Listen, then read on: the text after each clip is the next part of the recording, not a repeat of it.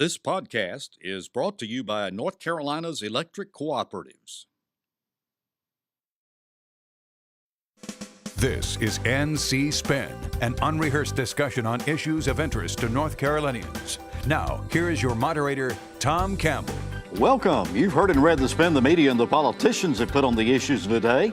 To get the correct spin on what's going on in North Carolina, let's introduce you to our panel of experts. They include Eastern Carolina's favorite talk show host, Henry Hinton, after too long an absence from Talk of the Town, Chris Fitzsimon, NC Policy Watch, John Hood, Syndicated columnist and author, and Peg O'Connell, who is a political analyst and lobbyist. Well, we've got a good show for you, this 989th edition of NC Spin. We begin by talking about surprises, disappointments, and unfinished business in the latest legislative session. We analyze this week's municipal elections across our state, and we bump into the issue of gun control. Plus, as always, we'll ask the panel to tell us something we don't know. Let's get to it. Legislators came back to Raleigh for the third special session this year, and over the 2 days, surprised some, disappointed others, and left Raleigh with unfinished business. We want our panel to discuss that session. Henry Hinton, perhaps the biggest surprise came when the legislators decided to do away with judicial primary elections next year. Some believe this is a prelude to further changes in how judges are selected. What's your take on this? I suspect we're going to see some action finally. It's been talked about for years. Republicans and Democrats have said for a long, long time it's time to look at the reforming the judiciary. I think it probably is. I mean, we've got population shifts in a lot of counties. We've got some counties with not enough judges. You've got some counties with too many judges now that have lost population. And it really is time to take a look at that. In some counties, you have superior court judges. Well, your district court judges are elected countywide, but the superior court judges aren't. So if you take a county like that, you might have 10 townships in one particular county, and all the judges coming from one town, that kind of thing. Yeah. The governor has vetoed it. I think it'll be overridden. There were 70 votes in the House, 30 votes in the Senate. Are they coming back in another special session, Chris? Oh yeah, they're coming back in another special session, and this is first of all, I think we can talk about judicial redistricting, which is what Henry was talking about, but ending the judicial primary came out of nowhere. Nobody discussed it. It was added to a conference report. It wasn't in either bill that passed, so A, it's a violation of the rules.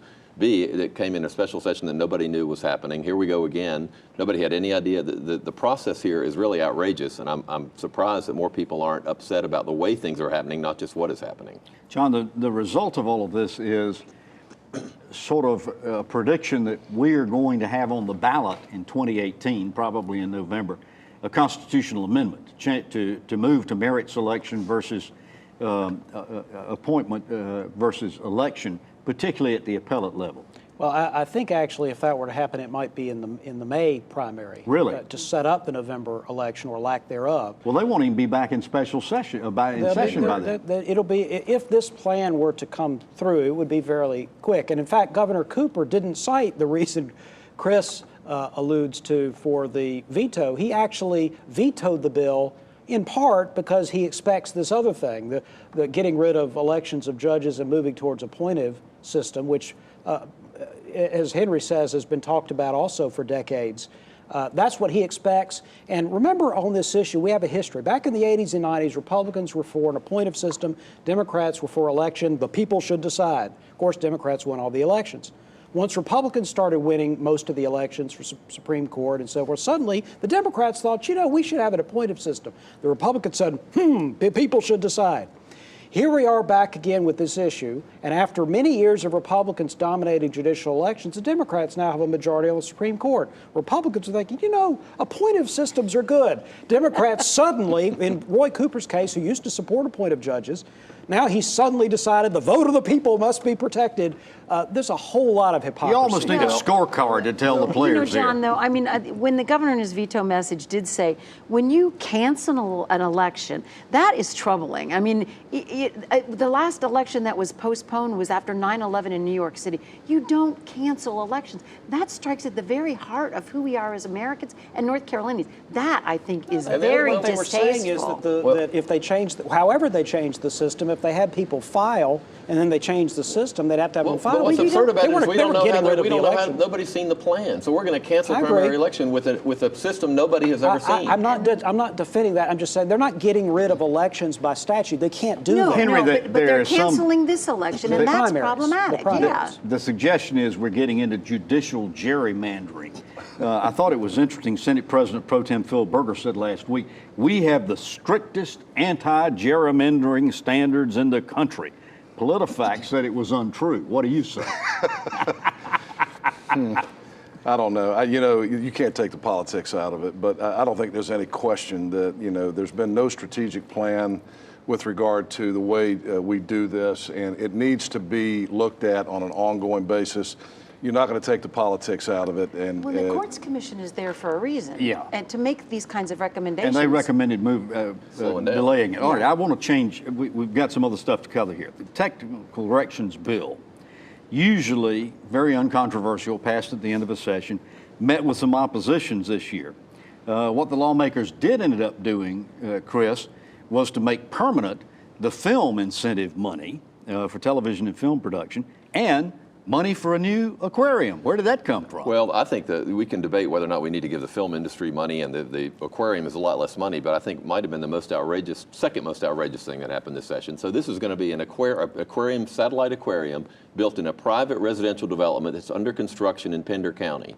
It's 31 miles from the North Carolina State Aquarium at Fort Fisher. Wait a minute, Pender County. Pender Who do County. we know Well, Chris lives? Millis introduced this before he left the legislature, but this changes it and actually gives it more money. And it literally is 30 miles away, 31 miles away from a big state aquarium in Fort Fisher. Nobody could explain it. It came out of nowhere. It's unbelievable, actually. Pork barrel. Well, All right. at the very least. John, let's move on to one thing that you wrote a column about this past week. One thing the legislature did was lower the threshold for votes needed for unaffiliated and third-party candidates to get on the ballot.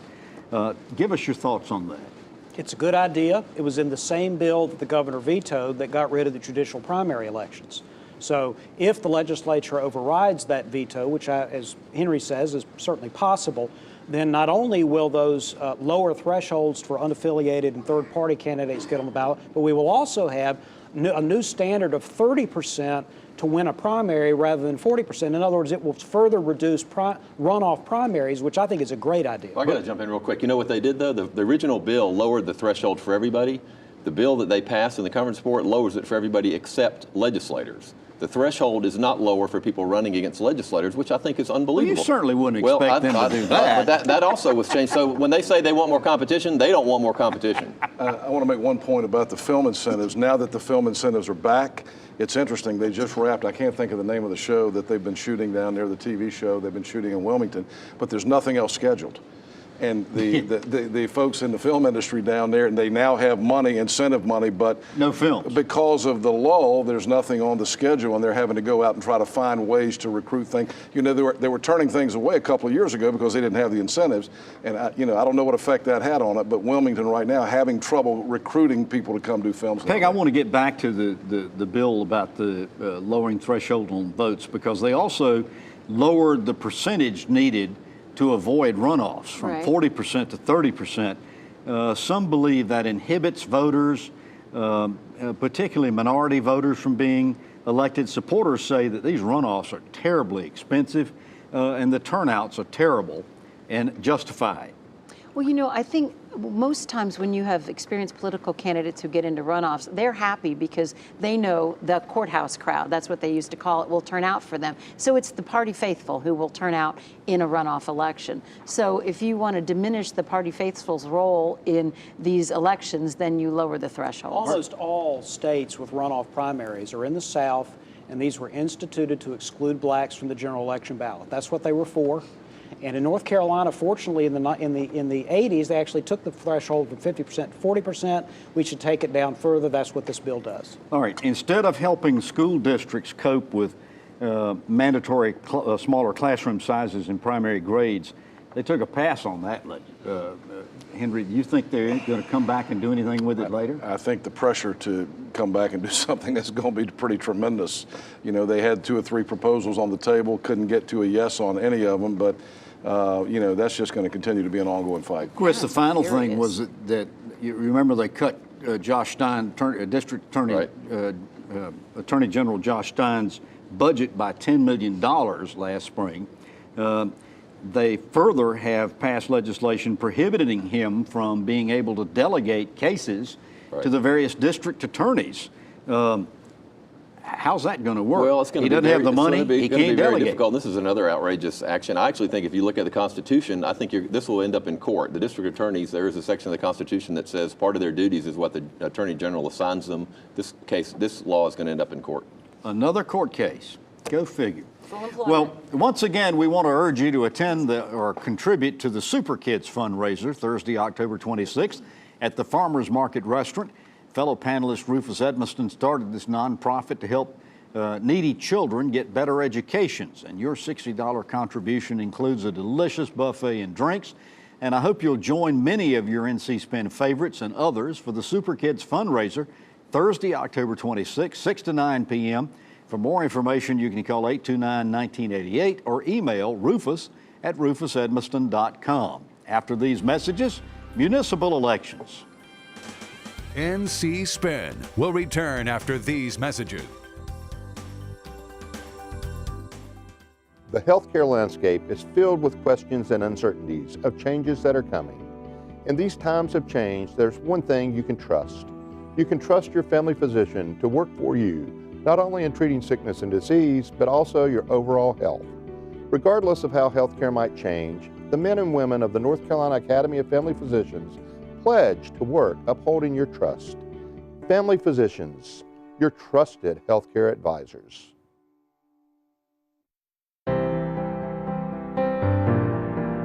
For more than 45 years, the North Carolina Retired Governmental Employees Association has advocated for local and state government retirees. Whether protecting retiree benefits or fighting for cost of living adjustments, more than 70,000 members count on us to be their voice.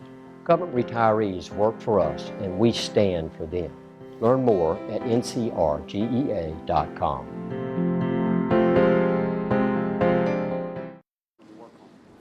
Last Tuesday was Election Day in some municipalities across our state. We want to ask our panel to give us their reactions to what voters said. John, let me ask you, what surprised you most in last Tuesday's vote? Well, there were a couple of places like Raleigh where you had a competitive mayor's race and the turnout was up substantially. You know, we usually say, and we're right, that municipal elections in odd-numbered years, the turnout is fairly low. But in Raleigh, for example, it was up. There were some other races around the state that got a lot of attention. I guess I was mostly surprised in Fayetteville, Tom, because most incumbent mayors, most incumbents around the state, if they didn't win, they certainly were the top vote getters. But in Fayetteville, Nat Robertson, who is the incumbent mayor, came in second and will be in a runoff in a few weeks. Peg, Mayor Nancy McFarland in Raleigh got the scare of her life because Charles Francis came very, very close, and there was some speculation there was going to be a runoff on this. I don't think that's going to happen. It's still very close. Yeah, it was very close. McFarland had won handily in the past. What happened here? Well, you know, I think the Democratic Party had endorsed her for the last 3 times she ran, so she was getting not only the crossover vote, she was also getting the Democratic Party's endorsement. This year, you had the Democratic Party endorse their own candidate, and that caused people to move towards Charles Francis. But I think McFarland will pull it out, and it'll be fine. She's I don't live in the city of Raleigh, at least not yet, and so but she's done I think. But she had to get a message, and the other most of the city council incumbent got reelected, John, but Bonner Gaylord, who was a city councilman, also an independent, right. Ended up losing in totals to Steph Mendel. Runoff's going to be held there. A message to these two incumbents here? Well, there was a similar dynamic, which is that Bonner Gaylord's opponent was endorsed by the Democratic Party, which had a strong turnout operation in Raleigh, obviously, this time around. Bonner Gaylord is an unaffiliated voter. What I would say about both Gaylord and the mayor, Nancy McFarland, is they are not perceived as anti-developer or anti-business in the same way. Maybe I'm being pejorative, but they certainly are perceived as more friendly to business, friendly to developers than some of these other candidates. And I think that might have been a dynamic. I wonder if that wasn't a message here. It could have here. been. Yeah. It could have been. Henry? I was just going to make a point about the fact that in eastern North Carolina there were very few municipal elections. We had one in New Bern. The mayor of New Bern was reelected, Dana Outlaw. He was running against the former mayor, Lee Bettis, who had spent 90 days in jail for being arrested for driving under the influence with children in the car. That turned out to be an interesting race down there. But the one thing that I think that they're going to look at in some of these eastern North Carolina towns is moving these October elections back to November. For instance, in my city where I live, in Greenville, it's going to be in November. And I think that the feeling And you've got an interesting mayoral contest taking place there because Alan Thomas resigned to take over the Global Transport. Well, and a sitting council member was promoted to mayor, opening that seat, and now there are two other council people running against each other for mayor. There are going to be 4 open seats and on the council, and the mayor's race is open. This is going to be one of the most interesting races we've ever had. Chris, one of the things that was interesting in the Raleigh election was the transportation bond, and despite the fact that as you drove around town you saw signs saying don't vote for the bonds, passed very handily. Yeah, I can't remember the last time a bond passed with 72, 73% of the vote. Usually there's a third of the voters will vote against any bond. I think that was one of the underlying messages. You mentioned Steph Mandel at least had more votes than Bonner Gaylor. We'll see if there's a runoff. I think that the liberal sort of base of the Democratic Party is very motivated by President Trump or whatever it is. They turned out a lot heavier, I think, than a lot of people thought, and that's why you saw some of these unusual results. Quickly, any indicators for 2018 elections that we saw from these primaries or these municipal elections? Well, you know, I think I can say that when the Democratic Party gets itself back organized, it's a powerful force, and that we haven't seen that in a while. I think I didn't see, I was looking for that like everybody else was. I didn't see anything that would lead us to believe that either side has an advantage next year. The problem we have here is that unlike even 10 years ago, urban politics in North Carolina has become much more Democratic and liberal. Most of the races are between various shades of that, as opposed to a really competitive race between an R and a D. So it's harder to draw conclusions about general elections in even-numbered years. All right, we're going to take a break, and when we come back, we're going to talk about bump stocks and gun control. NC Spin will return after these messages. Agriculture is the backbone of our state's economy. It's the heartbeat of our rural communities. Its strength means bustling sidewalks and open signs in store windows. And with smart investments in our future, like the Plant Sciences Initiative and modern updated research stations, agriculture will remain the cornerstone of our economy. Because when agriculture is strong, our economy is strong.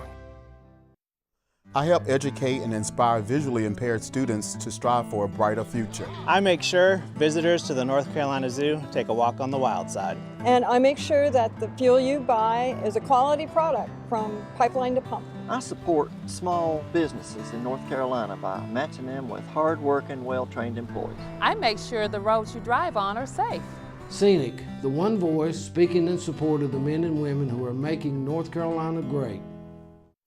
You sleep on concrete till your body get immune to concrete. My mom got my brother and I up and said, come on, we're leaving. I became homeless in the beginning of this year. When I was about 4 or 5 years old, our house caught fire. I used to see my brother. If he see me, he'd turn and go the other direction. We did the only thing that we could think of, and we went to a Salvation Army shelter. You know, we don't have this, like, what's your background look like? We just say, what do you need? I remember the man from the Salvation Army coming down with a box of clothes. The Salvation Army officer bought my brother and I an ice cream cone. Last week, my brother walked up to me, and he just started a conversation. Today, I've given my life to the Salvation Army because I remember what somebody did for me, my brother, and my mom over 30 years ago. The Salvation Army for me means hope. Compassion. Family. Support.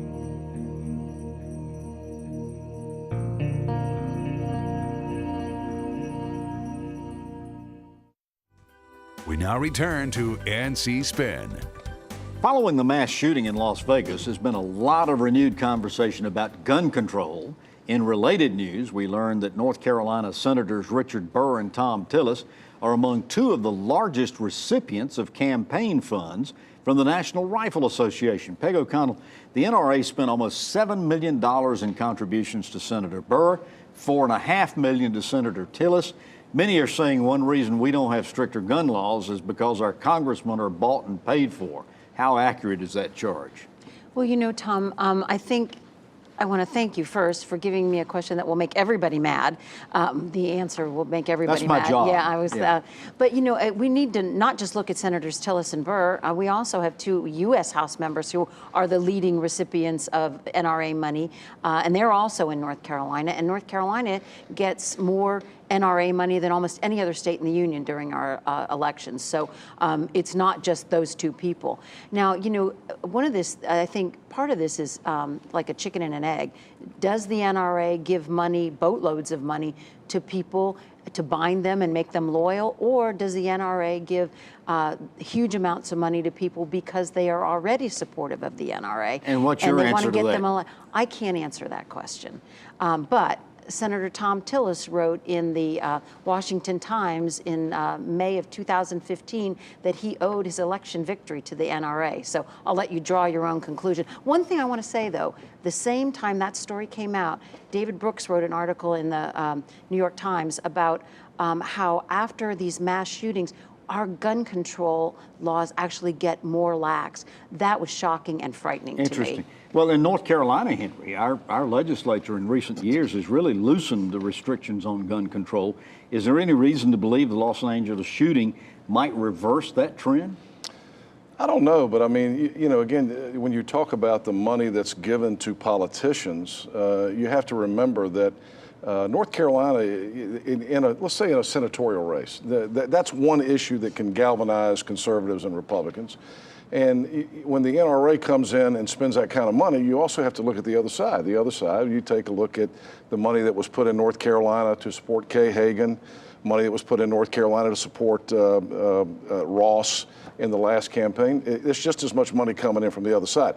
That is an issue that could sway an election, particularly a senatorial election in North Carolina. That's why there's so much money coming in. It's not the other side of the gun issue, it's the other side of the race. I mean, the amount of money that the NRA spends on an election is massive compared to what even, you know, Michael Bloomberg's personal checking account or all of those little organizations put together. It's not even close. I would like to answer Peg's question by saying matter-of-factly that on gun control, it is very unlikely the campaign contributions change the minds of politicians. I'm not naive. I know that there are situations where people will listen to what a donor says. They usually involve technical matters or funding matters. They are not strongly held convictions on abortion and gun control and so forth. Those are what politicians start out with them, and then people give to them accordingly. Chris, there's so much discussion about this Second Amendment, and we saw a piece not this past week saying the Second Amendment is basically being misinterpreted because initially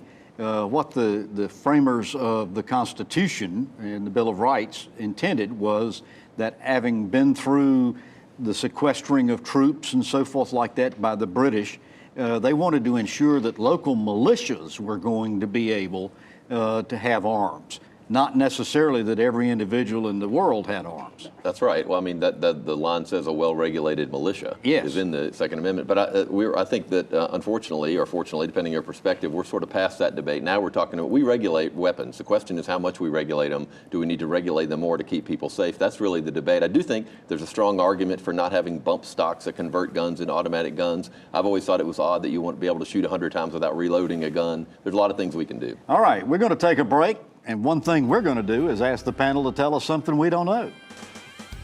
NC Spin is brought to you in part by the North Carolina Farm Bureau. The Farm Bureau and Agriculture. We keep North Carolina growing.